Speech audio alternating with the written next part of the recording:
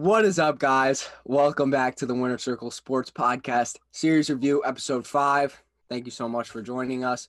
Nardi, Mets got their second sweep of the year. The first game of the series. Right now, Yankees are up 2-0. Third game is on as we speak.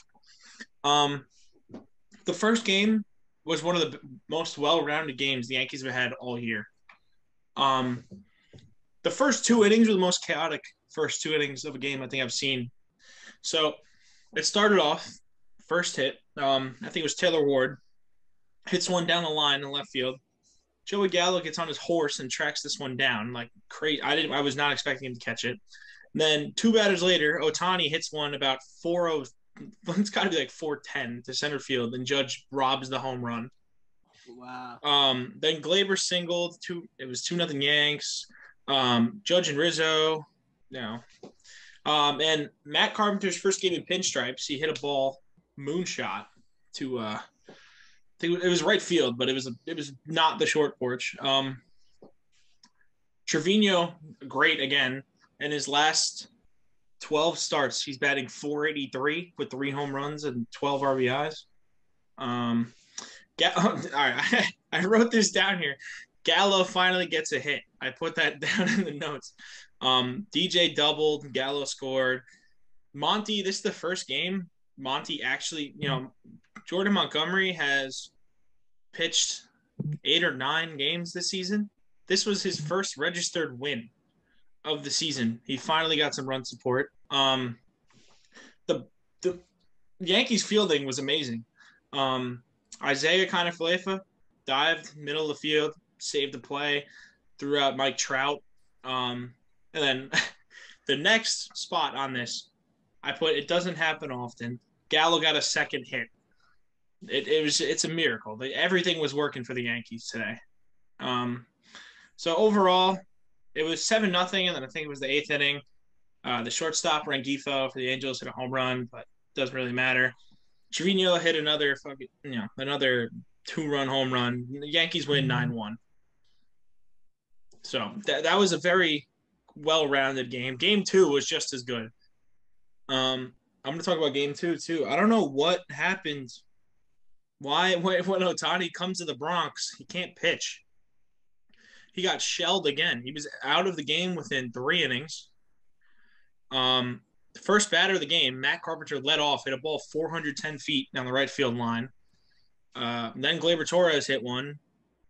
Judge then homered off him. Then Marwin Gonzalez hit a double and brought Aaron Hicks in. Aaron Hicks did good this game, actually. That's another thing I don't say often. Aaron Hicks had 3 hits, I think. He did good. And then it's just not Ohtani's day. He has 1 hit in 12 at-bats. Same with Trout. Trout is 0 for his last 14. And Nestor picked off Ohtani on the bases too, which was another – dude, Nestor is just – he's having an incredible season. I know we put a poll up on the Instagram most improved, and it was like 75-25 for Nestor to Cookie. Like, I think if you think where Nestor's come from, he was a 36th round pick for the Yankees, was then cut by the Yankees, signed by the Mariners, cut by the Mariners, signed by the Orioles, cut by the Orioles, signed by the Yankees again, and is now playing for the Yankees. And doing this at that. Now he has a 1.5 ERA after that start. The Yankees win again. Yankees won 6-1. Nestor pitched 7 innings, 7 strikeouts. Another great game. A few things that I want to say about the Yankees, though. Firstly, didn't they knock Noah out in like the 2nd inning as well? Who's this? Syndergaard. Oh. Syndergaard got shelled in the first game. He got taken out. He's another one. He got taken out in 3 innings. He's been great this season for them, too. Mm-hmm. He's been really well. He had a 3.3 ERA and gave up. They pretty much made him take a beating. He took 6 earned runs on him. Wow. And then they brought in a kid in his 2nd career game. He was a starter down in AAA for the Angels, and he pitched 84 pitches or something. He pitched like 6 innings in relief. He kind of took one for the team there. So nice. A good opportunity for him, I guess, to show his. Yeah, I mean, he didn't do bad either. The only run he gave up was that Trevino 2-run home run. Like he was on pretty much everything. He hung a slider and ended up paying for it. But Mhm. when you do that, you come in like your team's taking a beating. You took one for the team though, but it shows sportsmanship. I mean, like it shows you can play. Like you're gonna come in and do what you have to do. 6 innings is a lot for a bullpen guy these days. So Oh, it's a lot for anybody these yeah, days. yeah, facts, Starting pitchers don't go that long. facts. Who would you say is one of the hottest players on the Yanks right now? Like heating up wise, Sure. um, I hate to say this, but Hicks is in an upward trend. Okay. Slowly, he's getting there. He's getting there. Okay. But actually, I would say it's like Judge has stayed hot. He's staying there. But I'd say it's probably Glaber.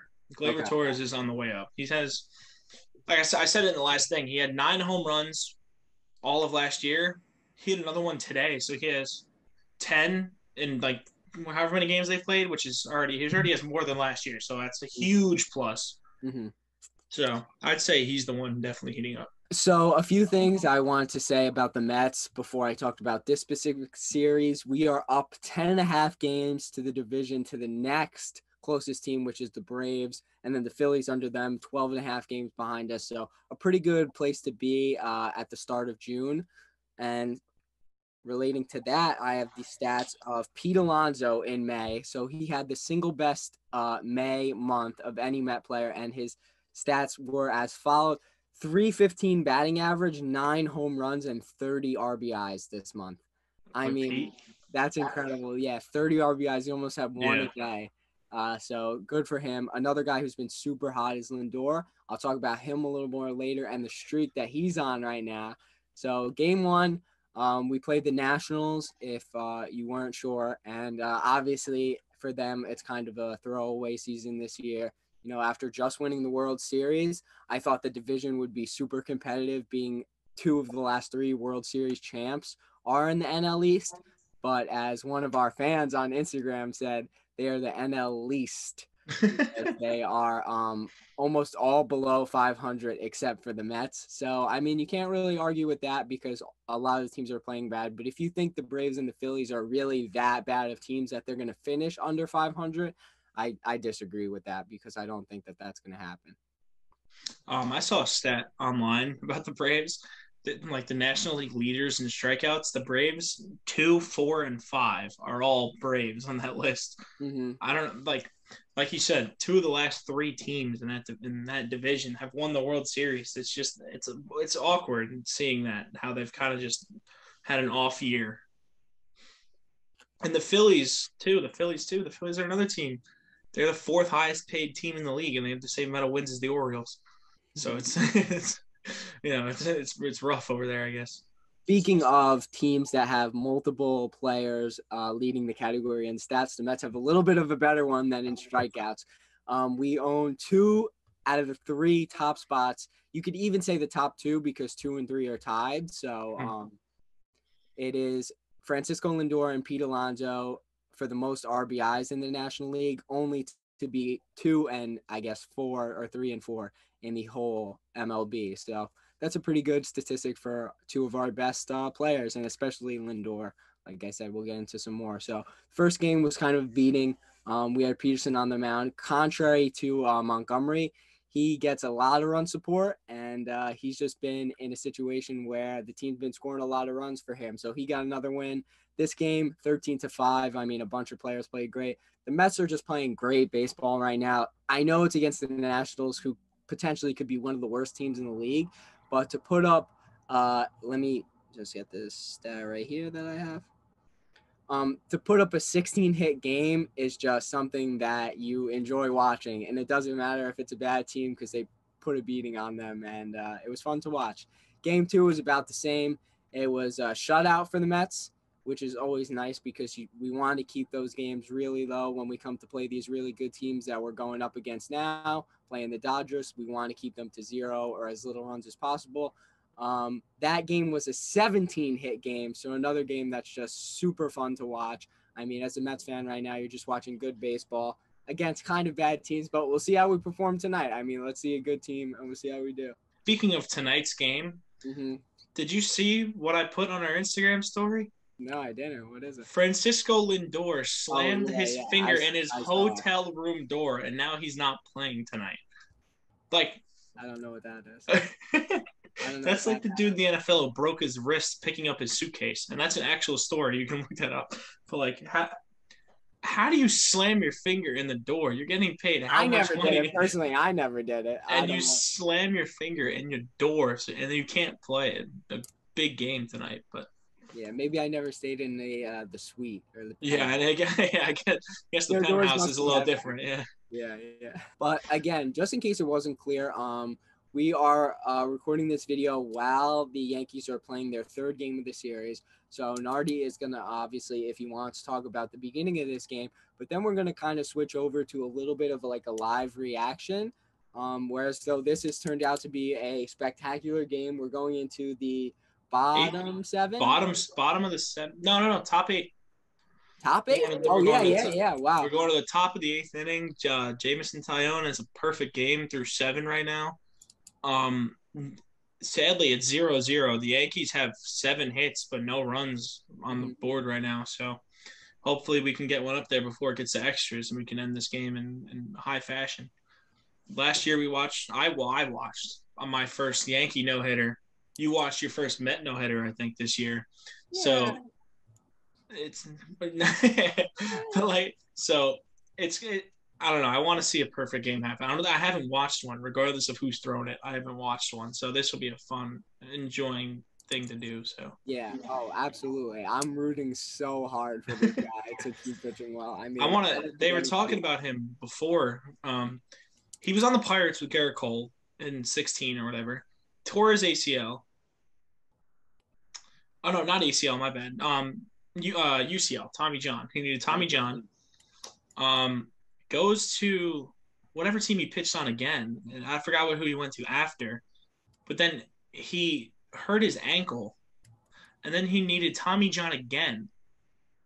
So he's had 2 Tommy John surgeries, and we talked about this in our last episode too. How some players come off Tommy John and are just better. Yeah. And then last season he was doing really well, and then hurt his ankle again, and needed ankle surgery that ended his season.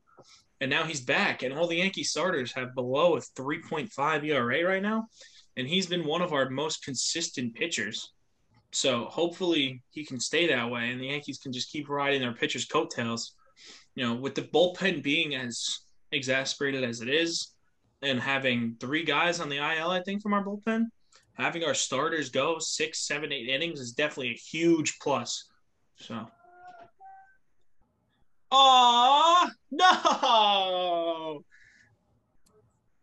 No! Give him the error. Don't give him the hit. Give him the error. Oh, now you threw the ball away. Give him the hit. Give him the error. Give him the error. Give him the error. Don't give him the hit. The Yankees fans are giving him a standing ovation, which is it's deserved. Yeah. I mean, wasn't there the story, or wasn't there the game this year that the Pirates threw a no-hitter and they lost? It was the Reds. The Reds threw a no-hitter and lost. To the Pirates? Okay, I got you. Speaking of the Pirates, too, I don't know if it's like that big for the Mets seeding-wise. I don't know how the Dodgers were, but the Dodgers just got swept by the Pirates. I think it's going to be big for the series more than the seeding because there's a lot of games, but I don't know how they're going to come off that. That's rough. Yeah. That's the first time the Pirates have swept the Dodgers in Dodger Stadium since 1975. So it's been a long time. They gave him the hit for that. Oh, the no-hitter's gone. Hope you guys have a good time. Hope the Mets can get 3 or 4 from this. At least 2. If they sweep the Dodgers, Nardi, I'll come on this podcast with I don't even know. I don't know. Yeah, man. It's going to be – you guys got a tough couple weeks coming up. So hopefully you keep rolling. Keep rolling. Tough 10 days. What about the Yankees? Who do they have next? We have Detroit.